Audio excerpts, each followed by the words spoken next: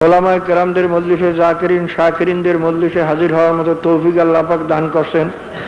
এজন্য সবাই শুকরিয়া দেন, একবার বলুন আলহামদুলিল্লাহ।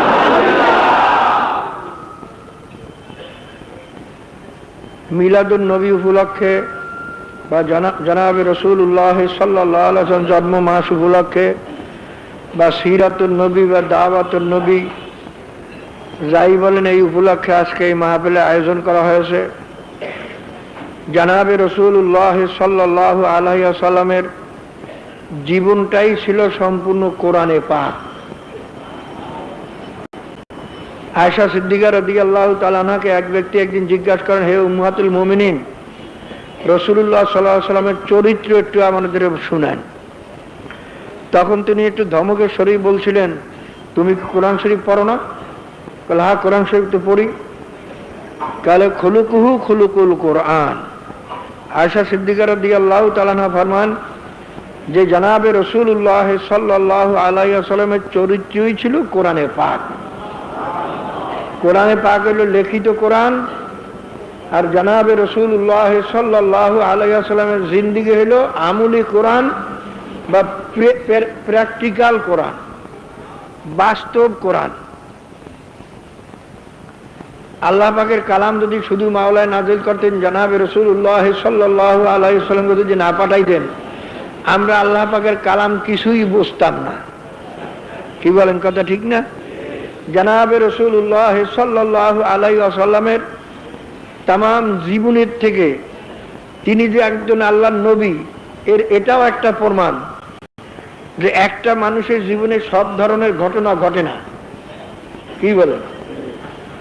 বহু ধরনের ঘটনাই আমাদের জীবনে হয়তো ঘটে না, কিন্তু জনাবে রাসূলুল্লাহ সাল্লাল্লাহু আলাইহি ওয়াসাল্লামের জীবনীতে দেখা যায় এই 23 বছরের জিন্দেগানির ভিতরে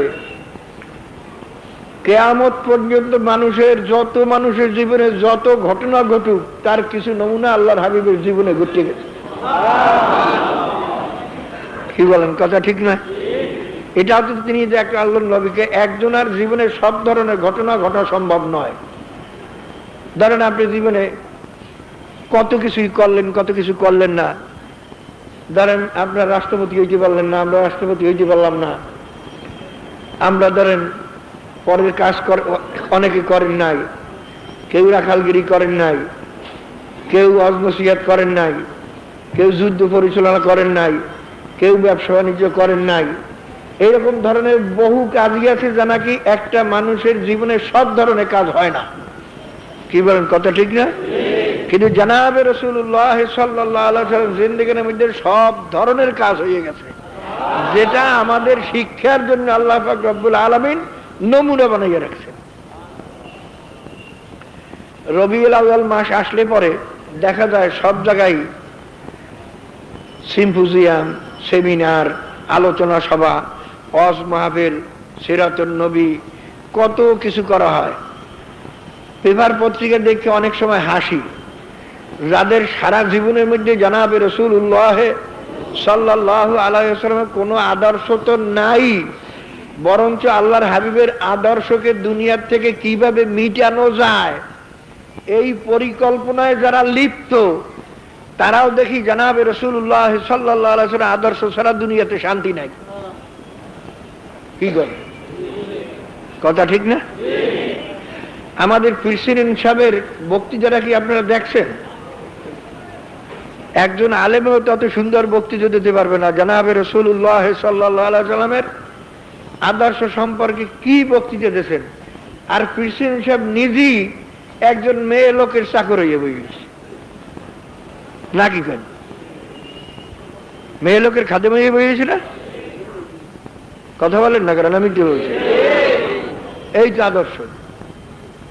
আর যেখানে জনাবে রাসূলুল্লাহ সাল্লাল্লাহু আলাইহি ওয়াসাল্লাম ফরমান, তিনি বলেন না, বরং আল্লাহ পাকই বলেন, আর রিজালু কাওয়ামুনা আলান নিসা, পুরুষের নেতৃত্ব থাকবে মেয়ে লোকের উপরে, মেয়ে লোক কোনদিন পুরুষের উপরে নেতৃত্ব দিতে পারবে না।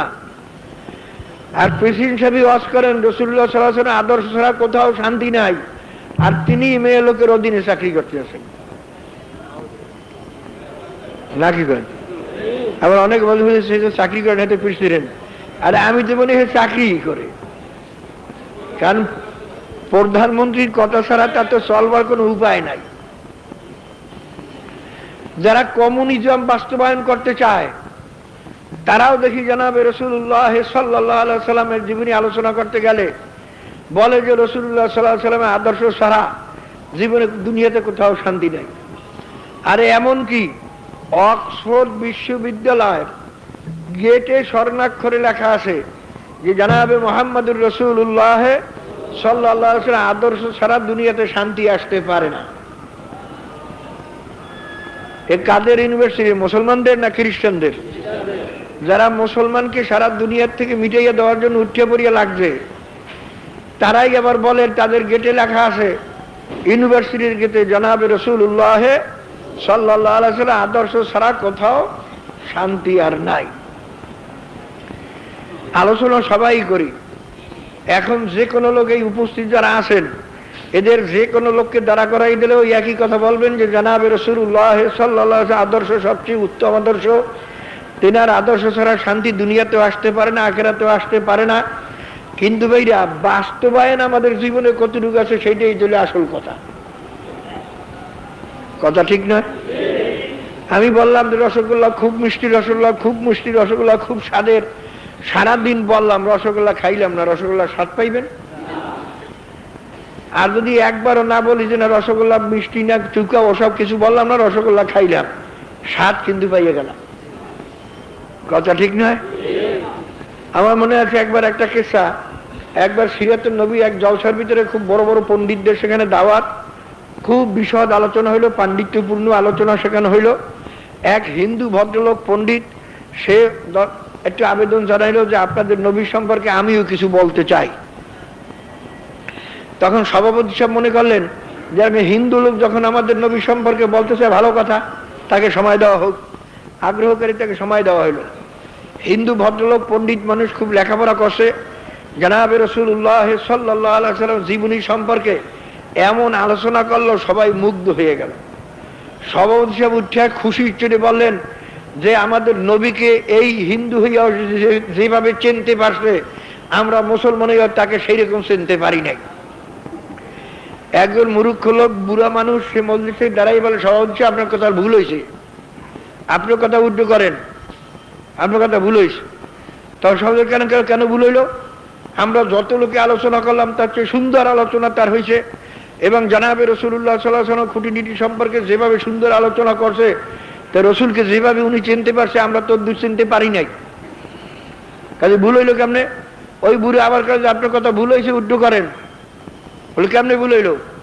কালে আরে না, আমরা রাসূলুল্লাহ সাল্লাল্লাহু আলাইহি ওয়াসাল্লাম সম্পর্কে যদিও ওনার মতো অতদূর জানতে পারি নাই, কিন্তু রসুলকে আমরা চিনতে পারছি। আর ওই হিন্দু ভদ্রলোক রসুল সম্পর্কে জানছে কিন্তু চিনতে পারে নাই। বলতে কেমনে? তাহলে আমরা রসুলকে চিনছি দেখে তাকে রসুল মানছি, আর ও তো রসুলকে চেনে নাই দেখে মানে নাই। খালি রসুলের হিস্টোরি জানছে কিন্তু রসুলকে চেনে নাই। যদি চেনতো তাহলে মুসলমান হয়ে যেত। কি বলেন? কথা ঠিক না? কাজে জনাবে রাসূলুল্লাহ সাল্লাল্লাহু আলাইহি সাল্লাম সম্পর্কে জানাটা সহজ, ইতিহাস পড়লেই জানা যায়। এবং দুনিয়ার সমস্ত মনীষী, দুনিয়ার সমস্ত পণ্ডিত, দুনিয়ার সমস্ত দার্শনিক সবাই একমত যে জনাবে রাসূলুল্লাহ সাল্লাল্লাহু আলাইহি সাল্লামের চেয়ে উত্তম মানুষ আর দুনিয়াতে কেউ আসে নাই আর আসবে না। কি বলেন? এই কথা সবাই একমত না? খ্রিস্টানদের বইতেও লেখা আছে, ইহুদিদের বইতেও লেখা আছে, মহামানবের লিস্টি যারা দেশে দুনিয়াতে, তার মধ্যে জনাবে রাসূলুল্লাহ সাল্লাল্লাহু আলাইহি সাল্লামের নাম সবাই তার মধ্যে রাখছে। কেউ বাদ দেশে এমন কোনো হিন্দু খ্রিস্টান কাউকে পাওয়া যায় না। মহামানবদের নাম যখন উল্লেখ করা হয় জনাবে রাসূলুল্লাহ সাল্লাল্লাহু আলাইহি সাল্লামের নাম উল্লেখ সবাই করে। কি বলেন? কথা ঠিক নয়? না করি উপায় তো নাই, কারণ তিনি তো জানা আল্লাহ পাক রব্বুল আলামিনের দেওয়া শিক্ষায় শিক্ষিত ছিলেন। তিনি তো দুনিয়ার স্কুল মাদ্রাসায় একদিনও এক কলমও লেখাপড়া করেন নাই। করছেন নাকি? তিনি উম্মি ছিলেন। তানার মায়ের গর্ভে থাকতে তানার আব্বাকে মাওলার দুনিয়া থেকে নিয়ে গেছিলেন। 6 বছর বয়সে তানার আম্মাকেও মাওলার দুনিয়া থেকে নিয়ে গেছিলেন। এই নেওয়ার ভিতরেও তো একটা হিকমত আছে। কি একমত আছে না? কারণ 6 বছর বয়সের সময় মানুষের ছেলে মেয়েদের লেখাপড়ার সময় হয়। যারা আল্লাহর হাবিব, যারা দুনিয়াতে কোনো লেখাপড়া শিখতে না পারেন, এই জন্য আল্লাহর হাবিবের আম্মাকেও বলো 6 বছর বয়সেই নিয়ে গেলেন। কারণ যদি আল্লাহর হাবিব দুনিয়াতে লেখাপড়া শিখতেন, হয়তো মানুষ বলতো যে লোকটা বড় পণ্ডিত ছিল, শিক্ষিত ছিল, নিজে লিখে লইছে, নাকি বলেন? কিন্তু আল্লাহর হাবিব লেখাই জানতেন না, এমনকি দস্তখত জানতেন না। উম্মি শব্দের অর্থ কি? উম্মি মানে আলেম, কিন্তু দুনিয়াতে লেখাপড়া করে নাই। দুনিয়ার কোন ওস্তাদের কাছে, কোন মানুষের কাছে যে শিক্ষা গ্রহণ করে নাই, কিন্তু সে জ্ঞানী, সে শিক্ষিত, একে বলা হয় উম্মি আরবিতে। জানাবে রাসূলুল্লাহ সাল্লাল্লাহু আলাইহি ওয়াসাল্লাম মূর্খ বলা যাবে না, কারণ তেনার চেয়ে বড় আলেম তার দুনিয়াতে কেউ নাই, তেনার চেয়ে বড় পণ্ডিত তার দুনিয়াতে কেউ নাই, তেনার চেয়ে বেশি জ্ঞানী তার দুনিয়াতে কেউ নাই, তেনার চেয়ে বড় বৈজ্ঞানিক আর দুনিয়াতে কেউ নাই। কি বলেন? কাজে তাকে মূর্খ বলা যাবে না। তিনি লেখাপড়া শেখেন নাই, দস্তখত জানেন না, দেখে মূর্খ নয়। একে বলা হয় আরবি ভাষায় উম্মি, অর্থাৎ লোক পণ্ডিত, লোক শিক্ষিত, লোক জ্ঞানী, মহাজ্ঞানী, কিন্তু দুনিয়াতে লেখাপড়া শেখেন নাই। বিনা শিক্ষায় তিনি শিক্ষিত হয়ে গেছেন। তবে তাকে শিক্ষা দিয়েছেন কে? জনাবে রাসূলুল্লাহ সাল্লাল্লাহু আলাইহি ওয়াসাল্লাম নিজেই ফরমান, আল্লামানি রব্বি ফাহসানা তালিমি ওয়া আদাবানি রব্বি ফাহসানা তাদিবি। আমার মাওলা আমাকে শিক্ষা দান করছেন, কাজে আমার শিক্ষা কত সুন্দর। আমার মাওলা আমাকে আদব বা আমল শিক্ষা দিয়েছেন, আমার আদব মা কত সুন্দর। বাইরে বর্তমানে তো আমরা আদব শিক্ষাকারী ওস্তাদের কাছে, পীরের কাছে, নাকি বলেন? কিন্তু জানাবে রাসূলুল্লাহ সাল্লাল্লাহু আলাইহি ওয়াসাল্লাম আদব শিক্ষা করছেন কোথায়? মাওলার কাছে। আদাবানি রব্বি ফাহসানা তাদিবি। আমার মাওলায় আমাকে আদব শিক্ষা দিয়েছেন, কাজে আমার আদব কত সুন্দর। বাইরা তেনাকে তো আল্লাহ পাক তৈরি করছেন সেইভাবে অস্বাভাবিক করিয়া, নাকি বলেন? কথা ঠিক নয়? তারপরেও 3 বার করিয়া সিনা চাক করা হয়েছে। হ্যাঁ, একবার 7-8 বছর বয়সে সিনা চাক করা হইল, দ্বিতীয়বার গাড়ে হেরায় সিনা চাক করা হইল, আর একবার অপারেশন করা হইল মেয়েরাজে যাওয়ার সময়। যে আগে যে সিনার চাক করা হয়েছে, এই সিনার দ্বারায় আল্লাহ পাকের দরবারে যাওয়ার মতো যোগ্যতা নাই, কাজে সিনা চাক করে সেই যোগ্যতাও ভিতরে ঢুকাইয়া দেওয়া হইল।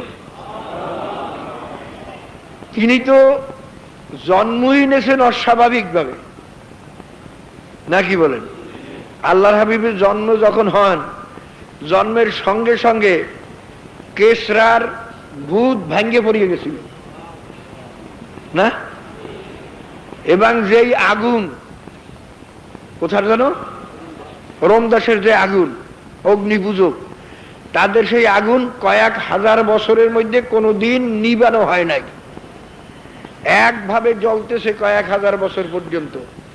জানাবে রাসূলুল্লাহ সাল্লাল্লাহু আলাইহি সাল্লামের জন্মের সঙ্গে সঙ্গে সেই আগুন নিভিয়া গেল। কাজে আল্লাহর হাবিবের জন্মের ভিতরে তো বহু মুজিজা রয়ে গেছে। তেনার জন্ম তো অস্বাভাবিক, এরপরও 3 বার সিনা চাক করা হয়েছে, যেন আল্লাহর হাবিবের ভিতরে, তানার মুআমালাতে, তানার কথাবার্তায়, তানার কাজে কর্মে কোন রকমের ভুল ত্রুটি না থাকে, নাকি বলে? কাজী আল্লাহর হাবিবের জিন্দেগানিটাই হলো আমাদের জন্য নমুনা স্বরূপ, এবং আল্লাহর হাবিবের জিন্দেগানি হলো কালামে পাক। এই যত ওয়াজ নসিহত আলেম ওলামারা করে, এও আল্লাহর হাবিবের জিন্দেগানি আলোচনা, নাকি বলেন? এখন খাস করি আমরা রবিউল আউয়াল মাসে করি, কিন্তু অন্যান্য সময় যদি ওয়াজ নসিহত করি, সবই তো কালাম এবং হাদিস থেকেই শোনানো হয়। এও আল্লাহ পাকেরই জীবন আদর্শ, এটা আল্লাহর হাবিবের জীবন আদর্শ, এটাই আল্লাহর হাবিবের যে জন্য আল্লাহ পাক পাঠাইছেন সেইটাই নিয়ে আলোচনা। তা আমি যেটা বলতেছিলাম, যে আল্লাহর হাবিবের জীবন আলোচনা করা এবং শোনা সওয়াবের কাজ ঠিকই, কিন্তু এইটা কাজে লাগবে ওই সময় যখন আমরা এটা আমলের ভিতরে বাস্তবায়ন করতে পারবো। যদি আমল না করি, আজকে সব মুসলমান, সমস্ত পণ্ডিতেরা আল্লাহর হাবিবের জীবন আদর্শ সম্পর্কে সবাই স্বীকৃতি দেয়, যে আমি জিজ্ঞাসা করি, রাষ্ট্রীয় জীবনে কি জানাবে রাসূলুল্লাহ সাল্লাল্লাহু আলাইহি ওয়াসাল্লাম কোনো আদর্শ ছিল না? ব্যক্তিগত জীবনে আল্লাহর হাবিবের আদর্শ ছিল না? পারিবারিক জীবনে আল্লাহর হাবিবের আদর্শ ছিল না? সামাজিক জীবনে আল্লাহর হাবিবের আদর্শ ছিল না? বাইরা কামাইয়ের ভিতরে আল্লাহর হাবিবের কোন আদর্শ ছিল না? খরচের ভিতরে আল্লাহর হাবিবের আদর্শ নাই? লেবাস পোশাকের ভিতরে আল্লাহর হাবিবের আদর্শ নাই? অর্থাৎ বাইরে একদিন এক কাফের এক মুসলমানকে ঠাট্টা করে বলে যে, মুসলমান, তোমাদের নবী যে একজন নিকৃষ্ট নবী। মুসলমান বলে, কেমনে আমাদের নবী নিকৃষ্ট হইল? কি বললো তুমি? তাহলে আরে উচ্চ ধরনের লোক তারা আলোচনাও করে উচ্চ ধরনের আলোচনা, আর নিম্ন শ্রেণীর লোকে আলোচনাও করে নিম্ন শ্রেণীর আলোচনা। কি বলেন, কথা ঠিক না? বলতে আমাদের নবী কি নিম্ন আলোচনা করলো? কারণ তোমাদের নবী পায়খানা প্রস্রাবের কথা আলোচনা করে, এরা নিকৃষ্ট লোক ছাড়া এইসব ধরনের আলোচনা করে নাকি? তখন মুসলমান গৌরবকে বলে, আহাম্মক, আমাদের আল্লাহর নবী তিনি এলেন সর্বোৎকৃষ্ট নবী। বলে কেমনে? কালে একটা মানুষের যত প্রয়োজন আছে সমস্ত প্রয়োজন সম্পর্কে আলোচনা করেন। রাষ্ট্রপতি কিভাবে রাষ্ট্র চালাইবে তাও তিনি আলোচনা করেন। একটা মানুষের নিম্ন থেকে নিম্নে পায়খানায় কিভাবে ঢুকবে কিভাবে বাইরে তাও আলোচনা করেন। অর্থাৎ যে নবী একটা মানুষের সর্বদিক দিয়া পূর্ণাঙ্গ জীবন নিয়ে যে নবী আলোচনা করেন, এই নবী হলেন সর্বোৎকৃষ্ট নবী। তখন কাফির আর কোন উত্তর দিতে পারে না, কাল হ্যাঁ কথা তো ঠিক। তা আল্লাহর হাবিবের আদর্শ আসলে ভাইরা, ও মুআজ্জিজ থে আমিলে কোরআন হোকর আর তুম জলিল খার হে তারেকে কোরআন হোকর। আল্লামা ইকবাল বলছেন যে ওই জমানার মুসলমানেরা এত সম্মানিত ছিলেন কেন? তারা কোরআনে পাকের উপরে পূর্ণ আমল তাদের ছিল। আর তোমাদের এত এত অপদস্থ, এত ঘৃণিত, এত তোমাদের লাঞ্ছনা কেন? বাইরে আমরা বাংলাদেশের মানুষ মুসলমান যে যতই গৌরব করেন, খয়রাতি যদি কোনো গৌরব করে এটা কি গৌরব? কথা কেন না কেন? আমরা বাংলাদেশের মানুষ সব খয়রাতি না? কথা কেন না কেন? আমেরিকা সাহায্য না করলে বাংলাদেশ চলে? হ্যাঁ, বিশ্ব ব্যাংক সাহায্য না করলে বাংলাদেশ চলে? তা আমরা তো খয়রাতির উপরে নির্ভর করি আছি। তা আমরা সবই তো খয়রাতি জাত। এই মুসলমানদের এত অপদস্থ কেন? আমরা খয়রাতি কেন? মুসলমান থাকবে বাদশা, এই অনেক শিক্ষিতের আলোচনা করে। তাহলে আমরা বিজ্ঞান আগে না শিখার কারণে মুসলমান এত পিছনে। আগের থেকে যদি আমরা বিজ্ঞান শিক্ষা করতাম আমরা এই পিছনে থাকতাম না। আমি তার সঙ্গে একমত না। আমি বলি এই মুসলমান বিজ্ঞান শিক্ষা করিয়েই অধঃপতন হয়েছে। মুসলমান যদি কোনোদিন বিজ্ঞান শিক্ষা না করত, মুসলমান বাদশাহী থাকতো। আজকে দেখেন সৌদি আরবের কাছে এত টাকা, আরব কান্ট্রি গুনার কাছে, কিন্তু আরব কান্ট্রিতে আজকে আমেরিকার গোলাম নাকি? গোলাম না? গোলামের কোনো মান সম্মান আছে? গোলামের কোনো, যতই ফখর করুক আর যত ভালো পোশাকই পরুক, ওটা গোলাম। আজকে ধরেন এই কাশ্মীরে যে ভারত এত অত্যাচার করতেছে, যুবকেরা হয়তো ইতিহাস জানেন না, স্মরণ নাই। আপনি ইতিহাস জানা আছে, জাতিসংঘে পাশ করছিল একবার প্রস্তাব, সবাই মিলে প্রস্তাব পাশ করছে যে কাশ্মীরে নির্বাচন দেওয়া হোক। কাশ্মীরের জনগণ পাকিস্তানের সঙ্গে থাকতে চায়, ভারতের সঙ্গে থাকতে চায় না স্বাধীন থাকতে চায়, এরা তাদের কাছে ভোট দেওয়া হোক, ভোটে যেটা হয় সেইটাই হবে। এটা জাতিসংঘের আইন। কিন্তু ভারত সেটা মানে নাই। ভারত জাতিসংঘের আইন মানে নাই, নির্বাচন দেয় নাই। এটা ভারত অন্যায় করছে না ন্যায় করছে? কিন্তু দেখেন এই ভারত চিটাগাঙ্গে শান্তি বাহিনীকে অস্ত্র দিয়া ট্রেনিং দিয়া এই যে বাংলাদেশের কোটি কোটি টাকা নষ্ট করতেছে, কত হাজার হাজার লোকের জীবন গেছে, কত মিলিটারি মারা গেছে, এই যে সন্ত্রাস সৃষ্টি করিয়ে রাখছে। ভারতের বানানো অস্ত্র তো বাংলাদেশ সরকার অনেক ধরছে নাকি? গান ধরছে না? দরিয়া পেপারে তার প্রমাণ দিয়ে দেখাইছে, দেখো ভারতের তৈরি অস্ত্র এদের কাছে পাওয়া গেছে। কিন্তু ভারত সন্ত্রাসী নয়। আর দেখেন পাকিস্তান, সে তো সবসময় অস্বীকার করে যে আমি কাশ্মীরি লোকের সাহায্য করি না, আমরা তাদের রাজনৈতিক সমর্থন দিই, এই বলে না। কিন্তু দেখেন আমেরিকা পাকিস্তানের নাম সন্ত্রাসীর মধ্যে উঠেছে, কি কথা ঠিক না? অন্যায় করে ভারত আর দোষী বানায় পাকিস্তানকে, কি বলেন কথা ঠিক না? আজকে যদি সৌদি আরব খালি বলে ভারতকে যে দেখো ভারত, তুমি কাশ্মীরে নির্বাচন দিয়ে দাও, কাশ্মীরে মুসলমানদের হত্যা বন্ধ করো, বাবরি মসজিদটা পুনর্নির্মাণ করিয়ে দাও, যদি না করো তাহলে তোমার সঙ্গে আমার কোনো সম্পর্ক নাই, খালি এতটুক কথা বললে তার পরদিন ভারত নাকে খত দিয়ে বাধ্য হবে এটা মানতে, কি বলেন?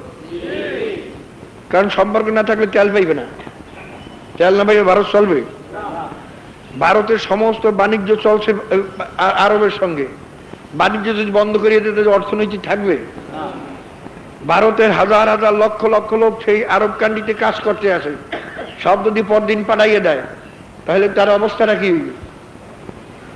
কিন্তু সৌদি আরবের এই কথা বলার অধিকার নাই, যেহেতু আমেরিকা বলে চুপ, আসতে চুপতে গোলাম নয়, কি বলেন কথা ঠিক না?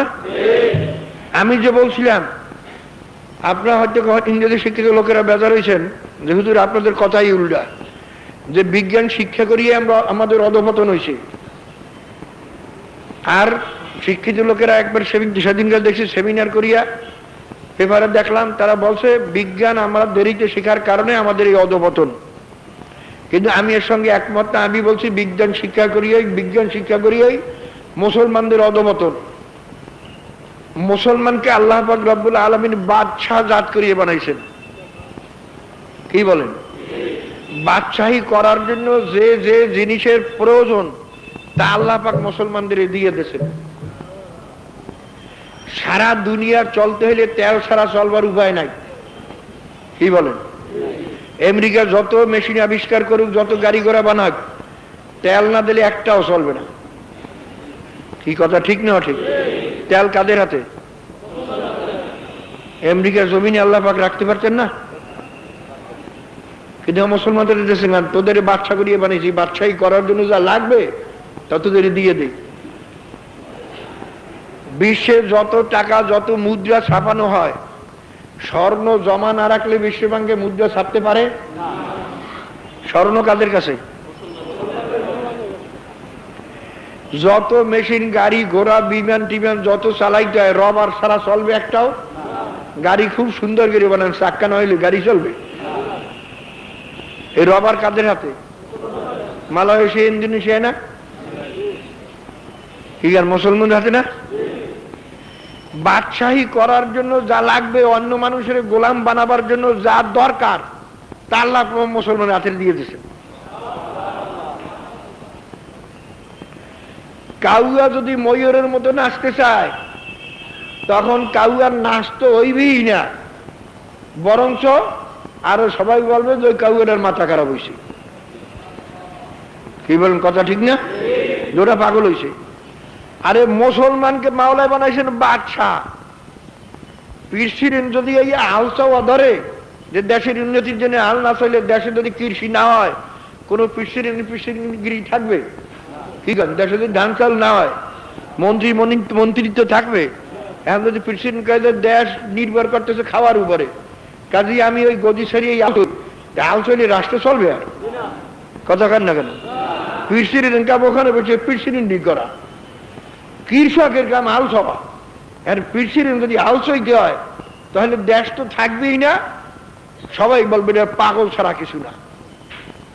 আল্লাহ বানাইছেন আমাদের বাদশাহ, বাদশাহী না করিয়ে যদি এখন কারিগর হইতে চাও, বৈজ্ঞানিকরা কারিগর নয়? কথা বলে না, কারিগর নয়, মিস্ত্রি নয়? বাদশাহী সারিয়ে যদি কারিগর হইতে চাও, তাহলে তোমাকে গোলামি ছাড়া আর কিছু উপায় নাই, সেই গোলাম বানাইছে। শোনেন বাবারে, হযরত ওমর ফারুক রাদিয়াল্লাহু তাআলা জামানায় রোমের বোধহয় বাদশা পাঠাইলো, যে দেখেও সে মুসলমানদের নামে সব অস্থির, আমরাও অস্থির। ওমর ফারুক রাদিয়াল্লাহু তাআলা তিনি বাদশা, সেই বাদশা কেমন একটু দেখে, শুধু দুধ আসছে, আর সে জিজ্ঞাসা করে তোমাদের বাদশা কোথায়? একজনে বলে যে আমাদের কোনো বাদশা নাই। বলতে দেশ চালায় কে? তাহলে আমাদের একজন আমির আছে। বলছে আমিরকে? গেলে ওমর ফারুক রাদিয়াল্লাহু তাআলা। কলে তাকেই তো আমি চাই। সে কোথায়? কাল দেখো রাস্তাঘাটে কোথায় আসে না, দেখো। তাহলে ভাই আমি তো চিনি না, আমার সঙ্গে চলেন দেখি। তালাশ করতে করতে দেখি দেখেন ওমর রাদিয়াল্লাহু তাআলা গাছের তলায় শুয়ে রয়েছেন, গাছের শিকারের উপরে মাথা দিয়া। লাঠি ছিলেন সঙ্গে, একখান লাঠি খান মাথার নিচে দিয়া শুয়ে রয়েছেন। রোদ্রে গরমে ঘামে শরীর সমস্ত কাল পানি পড়তেছে, ধরে গেল।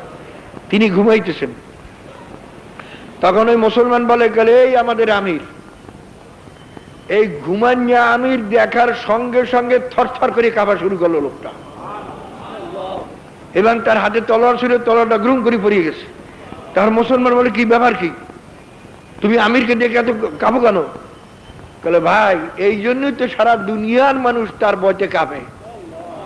এখন তো আমি দেখে সহ্য করতে পারলাম না, আমি তো আমার ভিতরে কম্পনা শিখে গেছে। কারণ কি এ মাওলাকে ভয় করে, এই জন্য সমস্ত মখলুকাত তাকে ভয় করে। আর আমাদের দেশের লোকেরা মানুষের উপর জুলুম করে দেখে তাদের পলাইয়ে থাকতে হয়। কি করে বর্তমান জমানার প্রেসিডেন্ট প্রাইম মিনিস্টার যদি কোথাও যায়, সামনে মিলিটারি গাড়ি, বন্দুক ফিট করিয়া ডেরে গাড়ির উপরে হাত দিয়ে তারপর থাকবে না। কি করে একটা দুজনে এককালে এলএমজি মেশিন গান ফিট করিয়া গাড়ির উপরে নিচে এইরকম দুই তিনটে গাড়ির সামনে যাইবে, পিছনে থাকবে, হেরবার কত থাকবে। মনে হয় কি এ দেশের বড় ডাকাইতে ধরা পড়ছে, রেল হয়ে যায়। কি গান কথাটা ঠিক না? ঠিক কথা, কিন্তু আসার কথা না, আসার কথা না। কারণটা কি? আর ওমর ফারুক রাদিয়াল্লাহু তাআলা কোনো গার্ড নাই, সঙ্গী নাই, খাদেম নাই। তিনি গাছতলা শুয়ে রয়েছেন, এই দেখে রোমের দুধ সে থরথর করে কাঁপা শুরু করছে। কারণটা কি? ও মুআজ্জিজ থে আমেলে কোরা হোকার।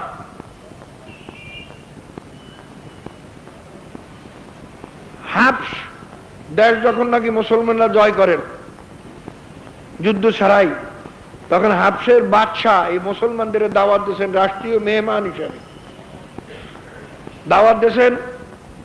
কিন্তু রোমের সেই হাবসের বাদশাহ বলতেছেন মুসলমানদের আমিরকে যে ভাই আমরা জানি আপনারা বর্তন পরিষ্কার করিয়া খানা খান না, এটা সুন্নত না? বর্তন পরিষ্কার খানা করিয়া সুন্নত তো। কিন্তু হাবসের বাদশাহ বলেন যে আমাদের দেশে এইটা একটা অত্যন্ত অপমানের জিনিস, এইটা অত্যন্ত অপমানের জিনিস। যেমন ধরেন আমাদের দেশে মাইয়া বল, মাইয়া কই না, তাহলে অমুকের মাইয়া, অমুকের মাইয়া কি কন? রংপুরে যাইয়ে কইয়ে দেখেন অমুকের মাইয়া, তাহলে পিডান ছাড়ার উপায় নাই। কারণ মাইয়া কয় নিজের স্ত্রীর, তাদের দেশে মাইয়া ভাষাটা হইল নিজের স্ত্রী। বেটা যদি কেউ ও বেটা থামো, ছোট প্রলোভন থাকলে আমরা কই না, বেটা কইলে এটা সে দেশে সবচেয়ে বড় গালি রংপুরে। কাজেই হাবসের দেশে সবচেয়ে অপমানের জিনিস ছিল বর্তন পরিষ্কার করিয়া খাওয়া। বর্তন পরিষ্কার কেউ খাইলেই মনে করে এটা ইতর, এটা অসভ্য, এটা সভ্যতা বলতে কিছু জানে না। এখন বাদশা বলতেছেন যে আজকে যদি আপনারা বর্তন পরিষ্কার করিয়া খান, আপনারা আমার রাষ্ট্রীয় মেহমান, রয়্যাল গেস্ট, কাজী আপনারা যদি আজকে বর্তন পরিষ্কার করিয়া খান, আর আমাদের অবস্থা কি? মুসলমানদের আমির বলছিলেন, দুই চোখের পানি যখন ছাড়িয়ে দিলেন এবং বললেন যে আজকে মানুষ